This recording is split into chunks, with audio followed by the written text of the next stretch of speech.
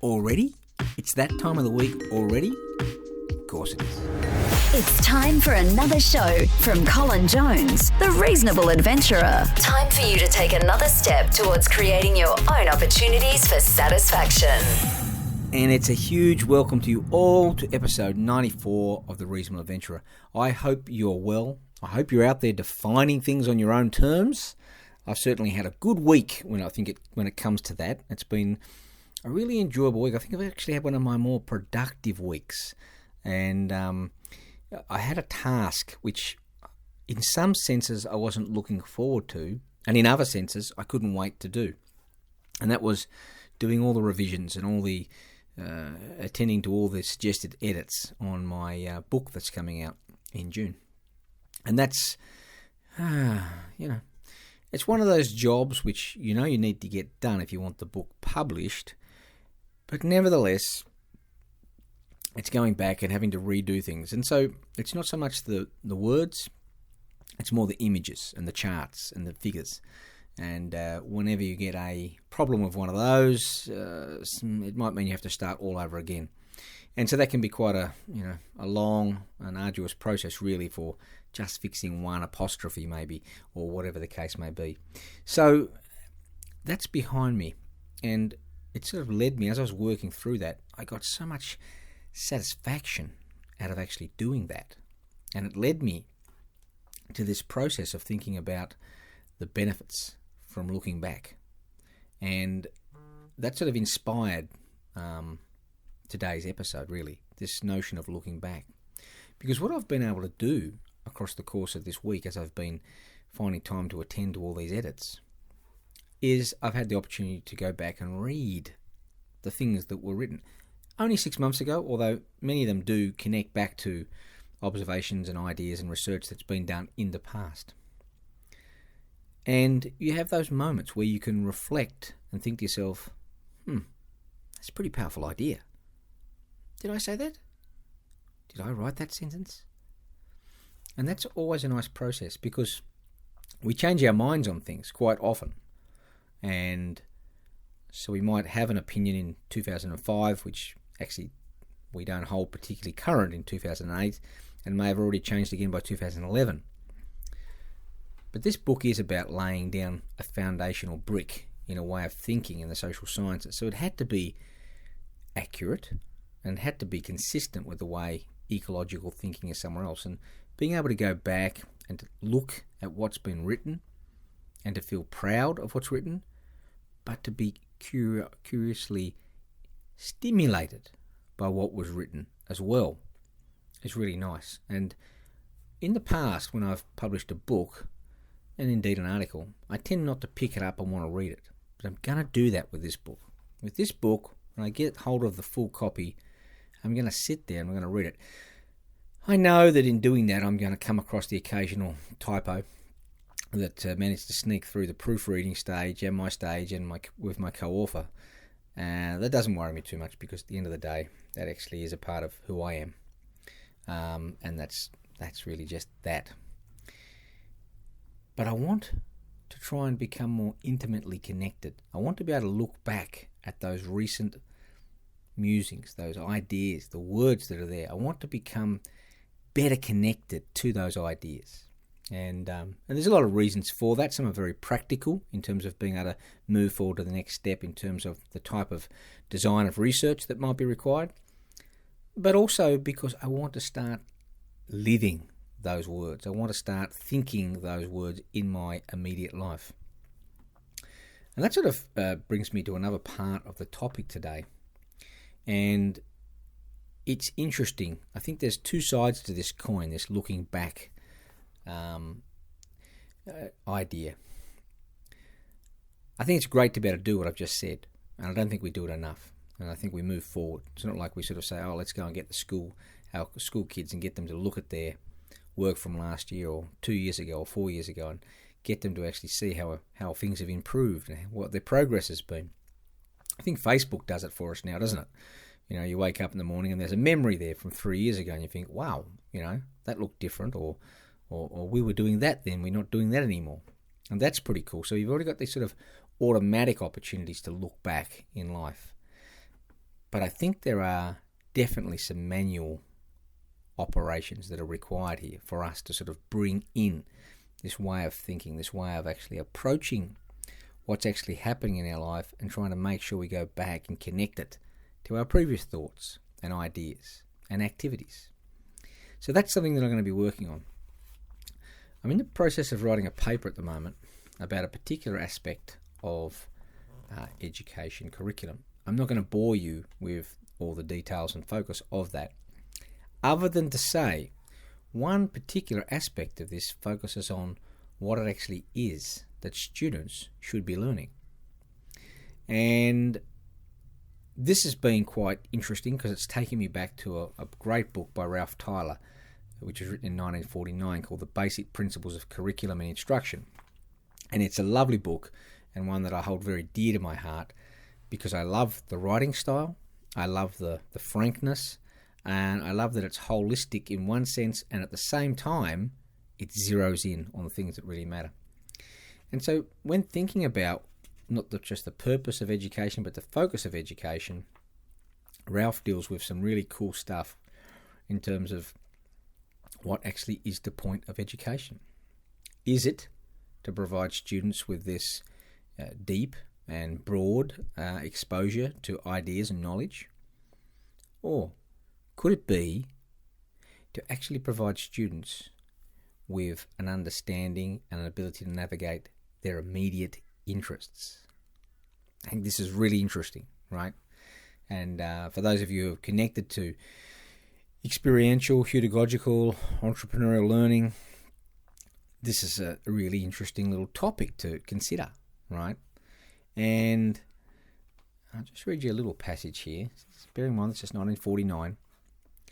And Tyler says, education is an active process. It involves the active efforts of the learner himself or herself. In general, the learner learns only those things which he does. If the school situation deals with matters of interest to the learner, he or she will actively participate in them and thus learn to deal effectively with those situations. Furthermore, it's argued that the increasing effectiveness with which he or she handles the present situation guarantees his or her ability to meet new situations as they arrive. Hence, it is essential to see education provides opportunities for the student to enter actively into and to deal wholeheartedly with the things which are of interest to he or she, and in which he or she is deeply involved, and to learn particularly how to carry on such activities effectively. So here we've got a slightly different take on this looking back. The other side of that coin clearly is looking forward. Or maybe, as we would say with the reasonable adventurer, looking down. So from the reasonable adventure perspective, we quite often talk about being able to develop an uncommon interest in the commonplace. Yeah? That's one of those 6 attributes, the core ones. We, of course, add in 7th, being imagery. So, there's value, clearly value, in being able to look back into our immediate history and to be able to reconcile and touch base and stay attuned to where our thinking was and the little movements that we've had in the past. But how do we help people to look forward, right? Do we know in advance what everyone's future looks like? Because if we do, then clearly we know what the purpose of education is, okay? We know to give them X, Y, and Z, these staples, these basic areas of broadening their knowledge, of helping them to develop an understanding of certain things, okay? So of course we can argue that the student needs to learn English and maths because these skills, interesting isn't it? These skills, right? Yes, there's knowledge involved in there, but we are helping people to develop enabling skills, yes? So that they can use them at higher levels of operation throughout their life, yeah? What about when somebody's interest doesn't relate to that? Now, think of a young child that I met maybe 2 or 3 years ago now, and his only interest was bugs.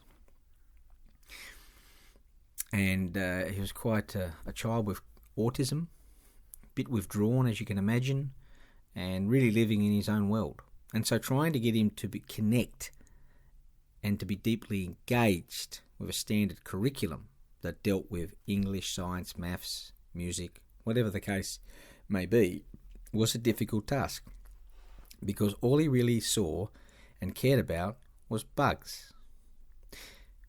Now, along came some clever teachers at the big picture school and said, well, let's put bugs into his maths. Let's let him write about bugs in English. Let's let him study bugs in science. And so the scientific method and the process of maths and the understanding of sentence structure could all be handled relative to the context of bugs.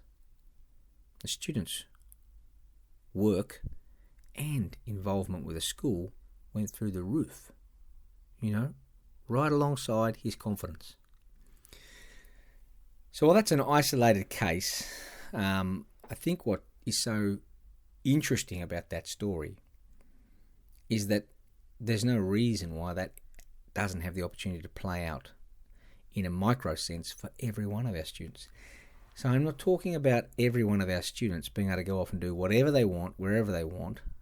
I'm talking about that portion of the week, that portion of their curriculum, which is set aside for them, for their passion, for their interest, for their deep engagement. Wouldn't that be interesting? Wouldn't it be interesting if we were able to help people to look back and understand from where they've come and to be able to make connections to the positions that they've held and the ideas that they've entertained, whilst at the same time being able to help people to look down at their feet, to develop an uncommon interest in the commonplace, and to actually think about what it actually is that interests them today. They can change their mind tomorrow, but what are they interested in today? What action would they like to take on that interest today? And what would they need to know? And what would they need to be able to do? You can sort of see this going right back to episode 3, yeah? When we talked about the uneducated class, yeah? Those 3 vital questions that need to be answered, yeah? Where are you? Where do you want to go? And what do you need to know, therefore, in order to make that journey happen? It's interesting that throughout this show, there are these loops that just keep moving us back and touching base on some of these other sort of seminal issues. So I'm looking forward to this week coming. One, I've got classes, which are going to be really fun. But 2, I've got a paper that needs to be finished. And I'm really looking forward to exploring these ideas of the actual learner, their interest, and the connection between the two within the curriculum. Yeah? So we've already got that wonderful thing called pedagogical learning, which enables us to make sense of this challenge. But we have to accept that from time to time, our status as a learner, as an educated person, it's almost like there's an intermediate fault there. And isn't that just like life? Isn't that the way life is? We've got this situation where we can't be in control of everything all the time because no one's that smart. We can't do everything that we need to do around the house because no one has all that ability, yeah? So why would we assume in advance that we can continue to set curriculums for people, especially younger people, when they're all different in terms of the interests that they hold in their life? Let's look back, but let's not be afraid to look forward. Because when we look forward, we have an opportunity to see where our feet are and in what direction they're heading. We've got an opportunity to develop an uncommon interest in the commonplace. And we say an uncommon interest because it's that level of engagement that's uncommon. It's that extra intensity of interest and the depth of that engagement. If all we're going to do is teach people something that they might need in the future, those inert ideas, as Whitehead would call them, then we're just hoping that they'll be able to apply something somewhere in the future. Imagine if we could just educate them for today to help them to actually negotiate the challenge that is sitting there in front of them. Something to think about. Anyway, I've enjoyed looking back, but I'm also interested in having this contemplation about how we can look forward. Cheerio.